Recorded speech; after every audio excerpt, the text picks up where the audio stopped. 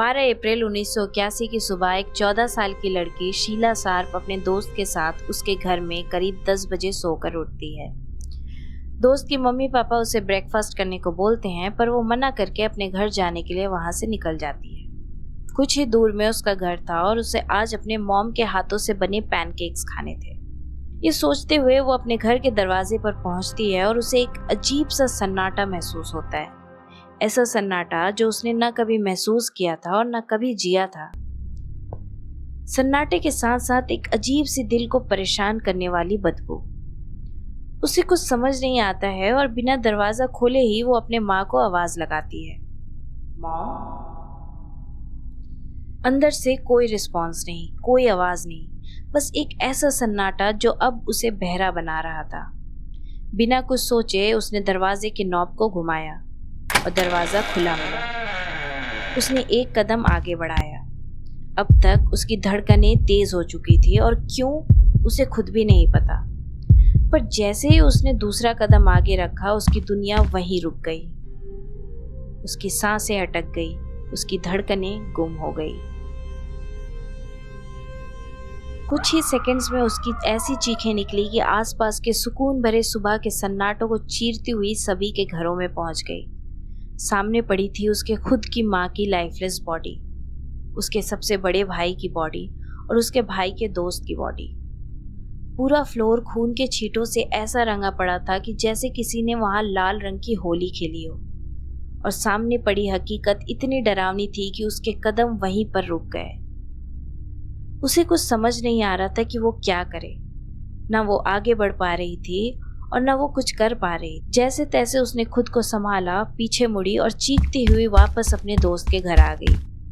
अब तक आसपास के लोगों को जरा भी भनक नहीं थी कि आखिर हुआ क्या है और ये चीख है कैसी, क्योंकि कोई भी ऐसा सोच भी नहीं सकता था।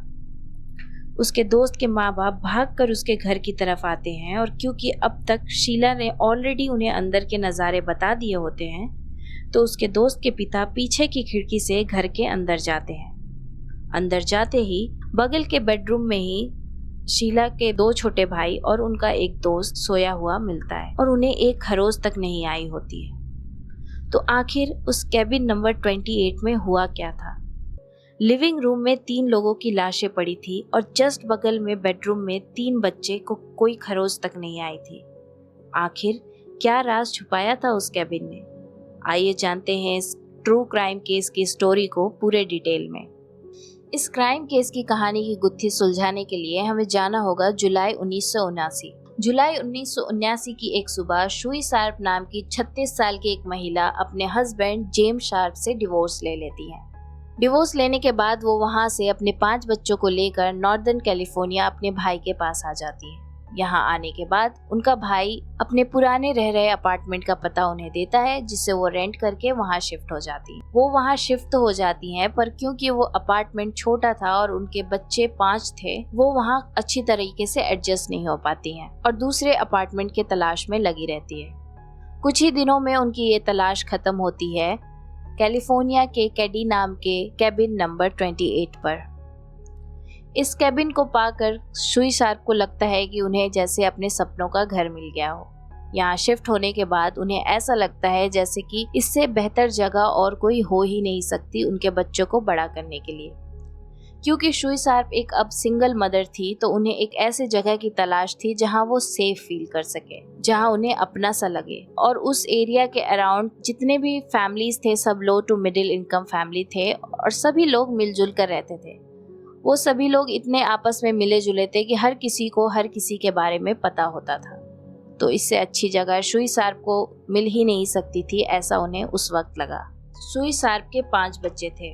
सबसे बड़ा बेटा था जॉन, जिसकी उम्र 15 साल की थी, और सबसे बड़ी बेटी का नाम था शीला, जिसकी उम्र 14 साल थी। उनकी एक और बेटी थी जो कि 12 साल की थी, उसका नाम था टीना, और 2 छोटे बेटे जिनका नाम था रिक, ग्रेग और जो 10 और 5 साल के थे। तो उनके सारे बच्चों की उम्र 15 से 5 वर्ष के बीच में थी। 11 अप्रैल 1981 की सुबह जॉन अपने फ्रेंड डेना विंगेट से मिलता है। डेना विंगेट 17 साल का था और जो उनका बहुत ही अच्छा दोस्त था।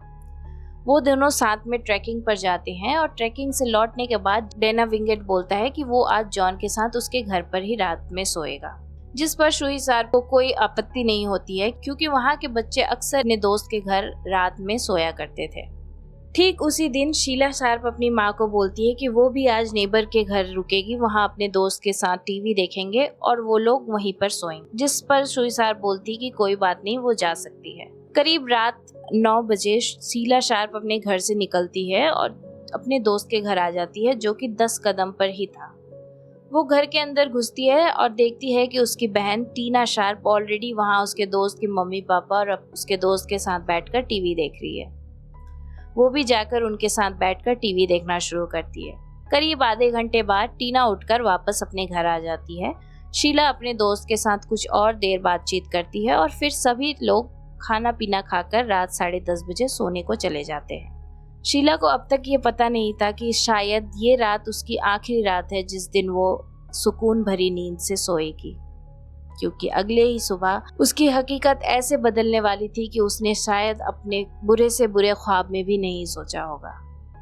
अगली सुबह शुईसार्प अपने दोस्त के साथ करीब 10 बजे सोकर उठती है और कमरे के बाहर आ जाती है। वो देखती है कि उसके दोस्त के माँ बाप ऑलरेडी किचन में ब्रेकफास्ट तैयार कर रहे हैं। शीला को देखते ही उसके दोस्त के माँ बाप बोलते हैं कि वो ब्रेकफास्ट करके जाए, जिस पर शीला बोलती है कि नहीं, वो आज ब्रेकफास्ट नहीं करेगी क्योंकि आज उसका बहुत मन कर रहा है कि वो अपने माँ के हाथों के बने पैनकेक्स खाए। जिस पर वो दोनों मुस्कुरा देते हैं और वो वहाँ से निकल जाती है। वो ये सोचते हुए आती है कि आज वो अपने माँ को बोलेगी कि उसके फेवरेट पैनकेक उसको बनाकर खिलाया जाए। जैसे ही वो अपने दरवाजे के पास पहुँचती है, उसे एक अजीब सी बेचैनी महसूस होती है। अंदर का सन्नाटा ऐसा था कि जैसा उसने कभी सोचा ही नहीं था, क्योंकि उसके घर पर उसके 2 छोटे छोटे भाई थे और वो अक्सर सुबह सुबह उठकर इतना खेलते थे और इतना चिल्लाते थे और दौड़ते थे घर के आसपास कि इतना सन्नाटा तो उसके घर में होना ही नहीं चाहिए। उसे समझ नहीं आता है कि ऐसा क्यों है, इतना सन्नाटा है कि उसे बहरा बना रहा है। सन्नाटे के साथ साथ उसे एक ऐसी महक आती है जिसके बारे में वो बयान नहीं कर पाती है। उसकी धड़कनें तेज हो जाती है और उसकी सांसें रुकने लगती है, पर फिर भी वो हिम्मत जुटाकर दरवाजा खोलकर अंदर जाते ही उसको ऐसा नजारा देखने को मिलता है कि उसकी जिंदगी वहीं बदल जाती है। सामने पड़ी थी उसकी माँ की लाश, उसके बड़े भाई की लाश और उसके बड़े भाई और उसके भाई के दोस्त की लाश। तीनों ही लाशों को बहुत ही बेरहमी से मारा गया था कि माँ को किसी ब्लंट ऑब्जेक्ट से उसका गला रेता गया था और उनके मुंह पर पैंटेज स्टफ करके उनके हाथों को तार से बांधा गया था। ठीक उसी तरह उसके भाई के हाथों को भी तारों से बांधा गया था और किसी ब्लंट ऑब्जेक्ट से उनका भी गला रेता गया था। हालांकि उनके भाई के दोस्त को किसी ऑब्जेक्ट से सर पर मारा गया था। वो ये सब देखती तो है, पर उसे समझ नहीं आता है कि वो क्या करे, और उसे कैसे समझ आता, वो खुद एक 14 साल की बच्ची थी।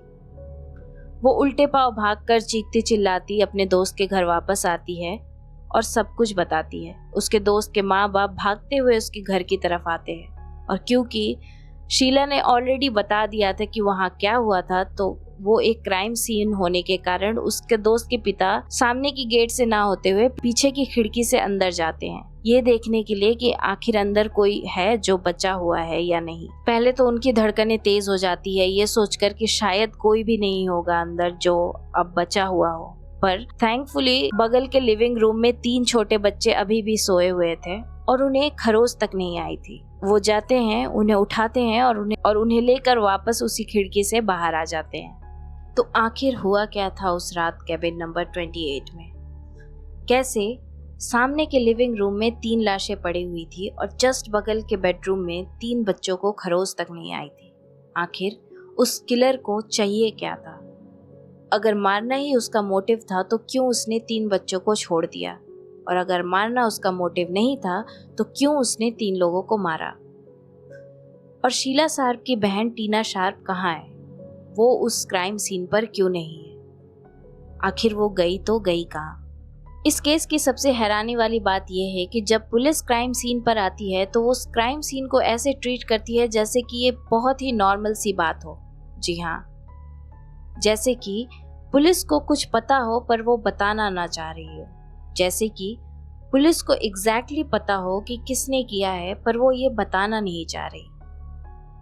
कुछ लोगों का मानना था कि कैलिफोर्निया की जो टीम इस इन्वेस्टिगेशन को देख रही थी वो खुद उन लोगों से जुड़े हुए हैं जिसने इस वारदात को अंजाम दिया है, पर कोई भी पुख्ता सबूत किसी के पास भी नहीं था। पुलिस वहां के आसपास के लोगों को पूछती है कि क्या किसी ने कुछ सुना था, क्या किसी को कुछ शक और शुबा था। किसी को कुछ भी नहीं पता होता है।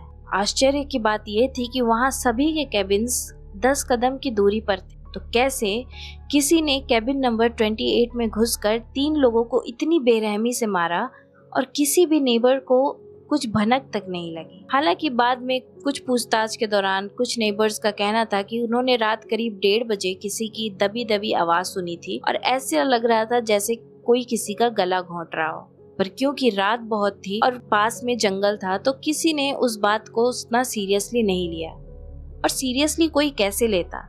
ऐसा तो नहीं था कि उस एरिया में ये चीज डेली डेली होता रहता था। लोग वहां आराम से रह रहे थे। कोई ये सोच भी नहीं सकता था कि उनके बगल के केबिन नंबर 28 में कुछ ऐसा हो रहा है जो उनकी रातों का सुकून गायब कर देगा। कुछ लोगों ने ये भी बोला कि उन्होंने रात करीब 9:30 बजे एक ब्लू कलर की वैन को केबिन नंबर 28 के अपोजिट साइड में खड़ा देखा था। पुलिस को बहुत सारे ऐसे छोटी छोटी बातों का पता चलता है, पर आश्चर्य की बात यह है कि इतने सबूत होने के बावजूद पुलिस इस केस को ठंडे बस्ते में डाल देती है, ये बोलकर कि उनके पास कोई सबूत ही नहीं है कि इस केस को आगे कंटिन्यू किया जा सके। और पुलिस के इसी रवैये के चलते ये केस पूरे 3 साल तक ठंडे बस्तों में चला जाता है। 3 साल बाद 1984 अप्रैल कुछ ही दूर में कबाड़ी वाला प्लास्टिक की बोतलें जुगाड़ कर रहा था जहां उसे इंसानी कंकाल मिलते हैं। वो इस बात को पुलिस को बताता है। पुलिस थोड़ी देर में आकर उस कंकाल को लेकर वापस चली जाती है और स्टेशन पहुंचकर पुलिस को एक अननोन नंबर से फोन आता है जो उन्हें बोलता है कि ये रिमेन्स टीना शार्प का है। जी हाँ, पुलिस को किसी अननोन नंबर से कॉल आता है ये बताने के लिए कि ये रिमेन्स टीना शार्प का है और अभी भी कैलिफोर्निया की पुलिस जो इस इन्वेस्टिगेशन कर रही थी उन्हें कुछ भी अजीब नहीं लगता है। उस अननोन कॉल के टिप पाने के बाद पुलिस उस रिमेन्स को वापस से वेरीफाई करती है और वो टीना शार्प का ही रिमेन्स मिलता है। तो उस किलर ने शीला के माँ, भाई के दोस्त के साथ साथ टीना को भी मार दिया था। टीना शार्प के बॉडी रिमेन्स मिलने के बाद पुलिस वापस से इन्वेस्टिगेशन को शुरू करती है और इस बार मार्टिन स्मार्ट और बॉब वीद नाम के 2 इंसान को इन्वेस्टिगेशन के घेरे में लेती है। ये दोनों सुई शार्प के नेबर्स थे। मार्टिन स्मार्ट सुई शार्प से 100 यार्ड्स की दूरी पर रहता था और बॉब वीद उस एरिया में नया आया था। आसपास के लोगों के अनुसार ये दोनों अक्सर सुई शार्प के ऊपर तरह तरह के कमेंट करते रहते थे और मार्टिन स्मार्ट को सुई शार्प बिल्कुल पसंद नहीं थी। उन्हें ये अच्छा नहीं लगता था कि वो एक सिंगल मदर है और वो अपने हस्बैंड को छोड़कर आकर यहाँ रह रही है। मार्टिन का ये भी कहना था कि उनके और उनकी वाइफ के बीच जितनी भी लड़ाइयाँ होती हैं उन सभी के जिम्मेदार सुई शार्प है।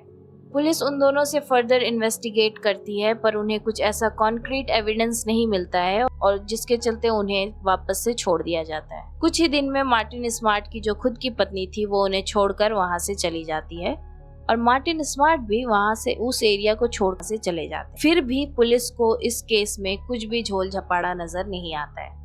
जी हाँ, अभी भी पुलिस इतना कुछ होने के बावजूद, इतना कुछ सबूत मिलने के बावजूद पुलिस को लगता ही नहीं है कि इस केस में कुछ तो गड़बड़ है। इसे पुलिस की लापरवाही कह लें या फिर कुछ और, पर पुलिस ने इस केस को इस तरह से ट्रीट किया था जैसे मर्डर होना एक नॉर्मल सी बात थी। जैसे शीला शार्प के माँ, भाई और बहन का मरना एक बहुत ही नॉर्मल सा इंसिडेंट था। सबसे हैरानी की बात यह है कि इस केस को FBI ने भी एक पॉइंट पर इन्वेस्टिगेट किया था जब तक टीना शार्प के बॉडी रिमेन्स नहीं मिले थे। FBI इस केस को डिसअपीयरेंस केस समझकर इन्वेस्टिगेट कर रही थी। हालांकि टीना के बॉडी रिमेन्स मिलते ही FBI ने वापस से इस केस को California state department of justice को वापस दे दिया, ये बोलते हुए कि वो अपना जॉब बखूबी कर रहे हैं और इस पॉइंट पर FBI का इन्वॉल्व होना बिल्कुल यूजलेस है। साल 1998 में बॉब वीद की मौत हो जाती है और फिर साल 2000 में मार्टिन स्मार्ट की भी मौत हो जाती है। ये दोनों नॉर्मल डेथ से मरते हैं और ये केस हमेशा के लिए ठंडे बस्ते में जाकर बंद हो जाता है। फिर 2013 में माइक हैम्बर्ग नाम के एक शेरिफ का उस डिपार्टमेंट में ट्रांसफ़र होता है और जब वो इस केस के बारे में जानते हैं तो उनका खून खौल जाता है। उन्हें समझ नहीं आता है कि कैसे एक क्रिमिनल इन्वेस्टिगेशन डिपार्टमेंट इस केस को इतना लाइटली ले सकता है और कैसे इतने सारे लूप होल्स होने के बावजूद उनके पास कोई कंक्लूजन नहीं रहता है। माइक हैम्बर्ग को बाद में पता चलता है कि टीना के बॉडी को आइडेंटिफाई करने के लिए जो कॉल पुलिस को आई थी उस कॉल को डॉक्यूमेंट ही नहीं किया गया था। इतना ही नहीं, उन्हें ये भी पता चलता है कि मार्टिन स्मार्ट ने अपने काउंसलर के सामने ये कबूल किया था कि सुई शार्प और टीना को उसी ने मारा था, पर लड़कों को किसने मारा उसे इसके बारे में भनक नहीं थी। बॉब अबीद के बारे में ये पता चलता है कि ड्रग ऑर्गेनाइज्ड क्राइम यूनिट का मेंबर था। मार्टिन स्मार्ट के काउंसलर ने यह भी बताया कि मार्टिन स्मार्ट के घर से एक हथौड़ी गायब थी। बाद में ये हथौड़ी कुछ ही दूर में एक तालाब के नीचे से मिली थी। मेरी ही और आपकी तरह माइक हैम्बर्ग का भी ये कहना था कि जब इतने सारे सबूत मौजूद थे तब भी कैलिफोर्निया पुलिस डिपार्टमेंट को कुछ क्यों नहीं मिला। तो आखिर कैलिफोर्निया पुलिस डिपार्टमेंट ने इस केस को इतना लाइटली क्यों लिया? आपको क्या लगता है? कमेंट्स में जरूर बताइएगा। इस घटना को घटे हुए काफी अरसा हो चुका है, पर 2018 तक माइक थंबर्ग ने इस केस को इन्वेस्टिगेट करना कंटिन्यू रखा था और 2018 में उन्हें आशा की एक किरण मिलती है जब उन्हें ये पता चलता है कि क्राइम सीन से बरामद हुए सबूतों में एक ऐसा टेप था जिसका डीएनए लिविंग सस्पेक्ट के डीएनए से मैच किया था। जी हाँ, तो इसका मतलब ये है कि जिन्होंने उन सभी को मारा था वो आज भी जिंदा है और उसका डीएनए उस टेप में मौजूद था। हालांकि माइक थंबर्ग ने अभी तक ये पता नहीं किया है कि वो कातिल कौन था, पर उन्होंने इस गुत्थी को जरूर सुलझा ली थी। उन लोगों को जिसने भी मारा था वो जिंदा लिविंग सस्पेक्ट था अंटिल 2018। उसके आगे क्या हुआ या क्या नहीं हुआ अभी तक इस केस में कोई भी अपडेट नहीं है और शायद कोई अपडेट आए भी ना। पर आपको क्या लगता है? आप अपनी राय कमेंट्स में जरूर दीजिएगा। मिलती हूँ आपसे नेक्स्ट केस में, तब तक के लिए अपना ध्यान रखिए। Take care and good bye.